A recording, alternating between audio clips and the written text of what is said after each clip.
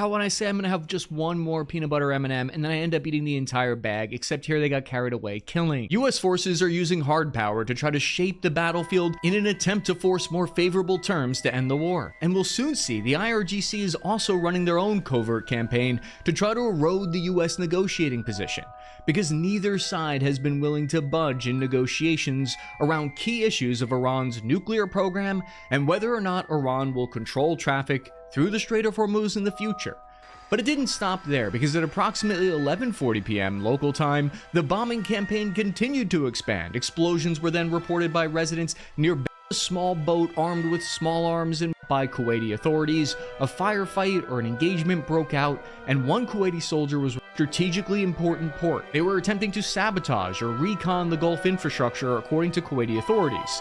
It appeared that they were preparing an anti-shipping operation, but at the last second, the IRGC officers were caught by Kuwaiti authorities. A firefight or an engagement broke out, and one Kuwaiti soldier was reportedly injured. 4 of the IRGC officers were arrested on the spot, and 2 fled the scene. Iranian officials didn't deny they were part of the IRGC, but they claimed that it was just a mistake and they got lost. You know, they took a wrong turn. Why would the Iranians do this? Because they're thinking if they can mine the waterways or destroy infrastructure there, blow up a boat off the coast of Kuwait, it'll strengthen their negotiating hand. Both sides are trying to move the chess pieces around the board without flipping the board over entirely. Or maybe it's checkers at this point, I really don't know. Behind closed doors, the scale of the war was hidden from public view, and we're just now finding out about it. US war planners leaned heavily on air power to achieve regime change in a risky but bold jailbreak operation unlike anything I've ever heard of.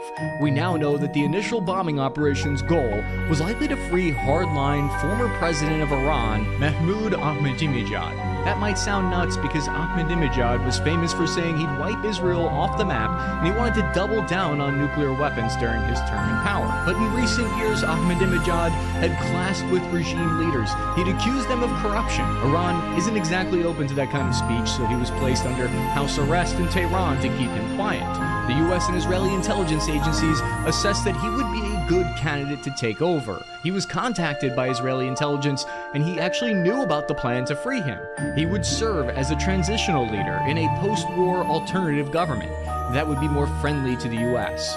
So they planned this elaborate air-powered jailbreak operation, maybe the first ever air-power heist. On the opening day of the war, an Israeli precision airstrike blew up the guard tower outside his house, killing the guards.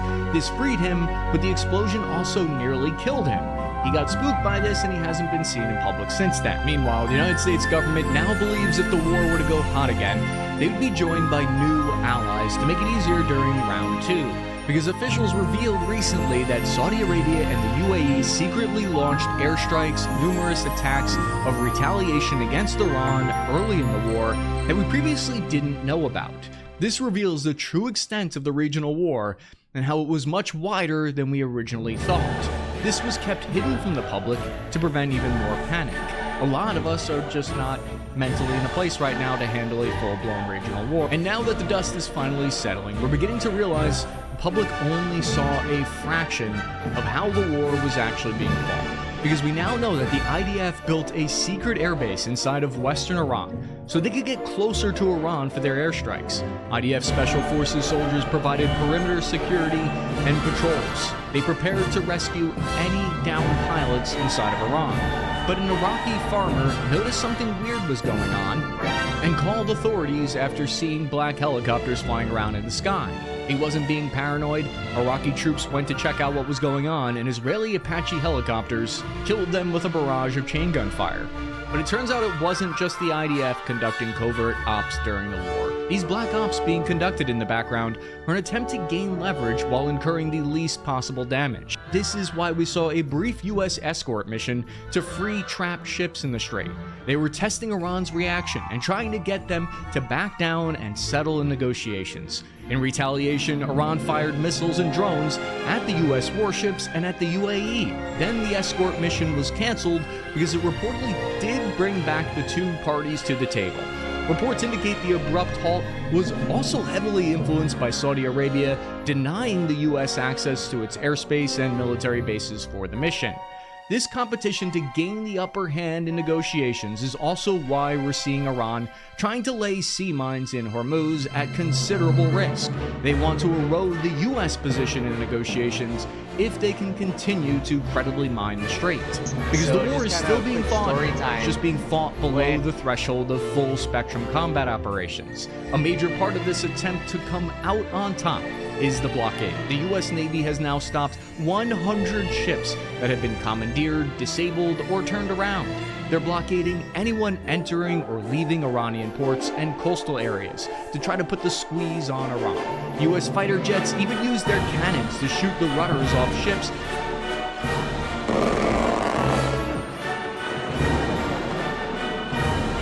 like they're cops laying down spike strips and shooting out their tires. These are all attempts to squeeze Iran's economy and their military power into accepting the US version of the peace proposal. Why haven't they both just returned to full-scale conflict? Wouldn't that force one side to yell uncle and accept a peace deal quicker? This isn't happening yet because these small tit-for-tat battles have been relatively painless.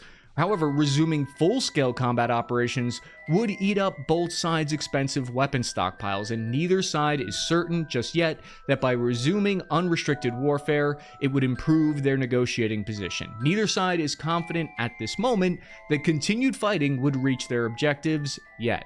But this hasn't stopped the US and Iran from continuing to prepare for launching renewed attacks. Missiles and bombs have continued to be flown into the Middle East during this ceasefire, and according to CENTCOM, there are now more than 200 US fighter aircraft and warships supporting the mission in combination, and that includes 2 aircraft carriers, a Marine Mu, multiple guided missile destroyers, and submarines. Part of the reason the United States may not have been in a hurry to resume the war immediately is partly because they've been racing to prepare to counter the drone threat during the ceasefire.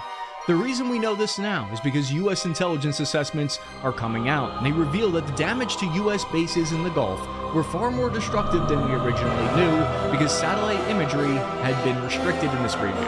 Key air defense systems were knocked out, aircraft hangars were hit, multiple aircraft were damaged by missile strikes on the tarmac. It's unclear if many of these sites that were hit had anything valuable in them. I've been stationed on some of these exact bases when I deployed to Iraq, and I can tell you that a lot of these structures are empty warehouses filled with cots and MREs, especially now that the US footprint has shrunk since the global war on terror. Much of these bases are largely empty. But what is clear is either way, it's millions of dollars, if not billions of dollars in damage caused. And what's really interesting to me about these strikes, I think, is not so much what was hit, but what was not hit. Because Iran appeared to not target any of what are called chews.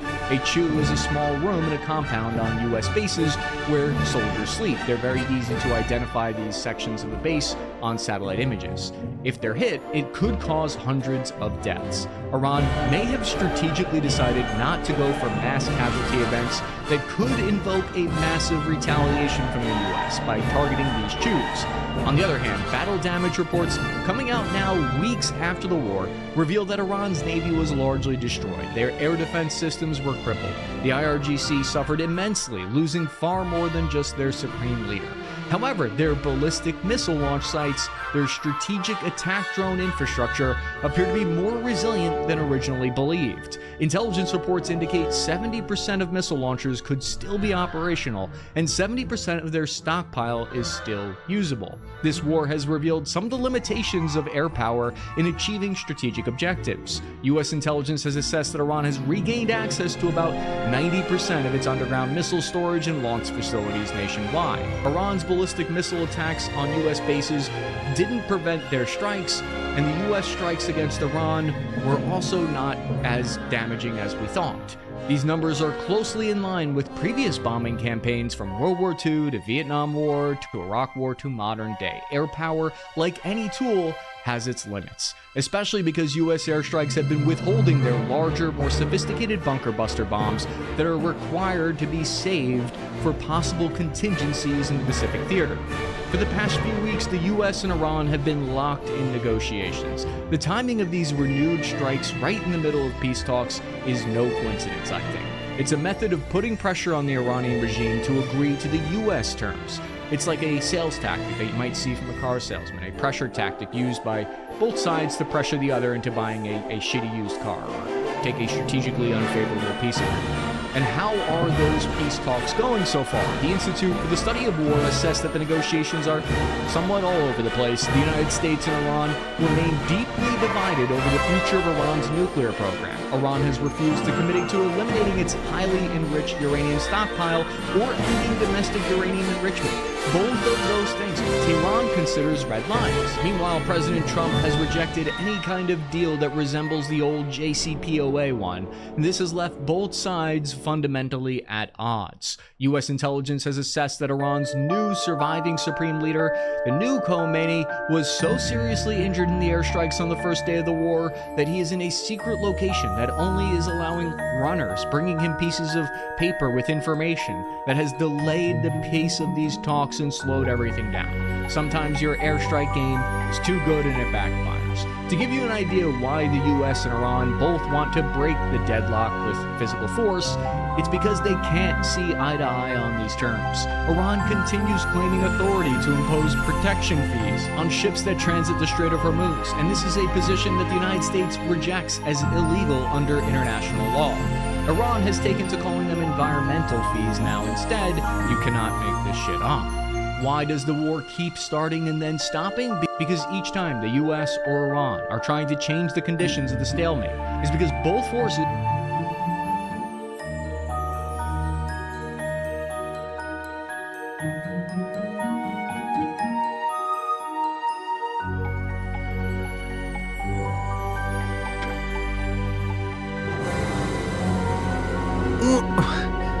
What's going on? We are here to complete what we started. Let me go! We have been pushed beyond the point of no return, Kevin. Outcasted by all of those we so desperately wanted to be a part of. But you, Kevin, you were the one who was so cruel to us. And that's why you are here today. Let me go, dorks! You're gonna pay for this! Oh, I have paid, Kevin. I am blinded by the beautiful truth.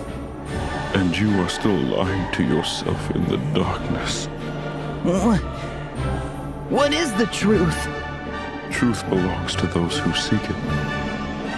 And I've been searching for a long, long time. My truth is retribution. Ed, bring me his jaw. Just hold on a second. I'm sorry. I'm so sorry for being so rude to you guys all these years, I swear. Kevin. It's okay. Silence now.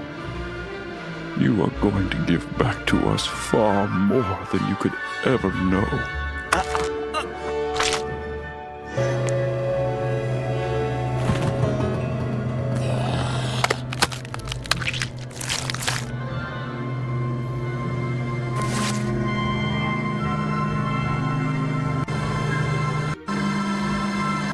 The taste of retribution sure is sweet.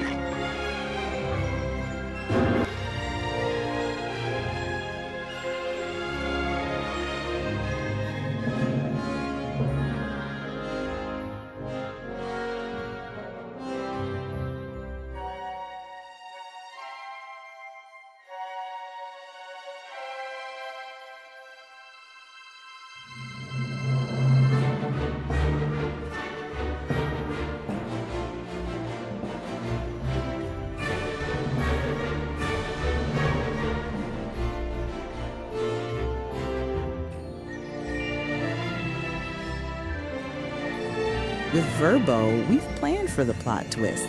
That's why every booking is automatic. Out here at McDonald's for Grimace's birthday. So, Grimace Shake for Grimace's birthday. Grimace Shake out here at McDonald's trying the Grimace Shake for Grimace's birthday. So, happy birthday, Grimace.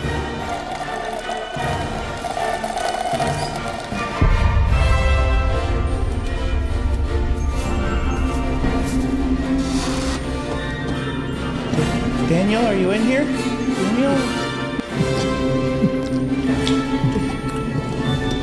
Daniel, what are... Daniel, what are you doing? Oh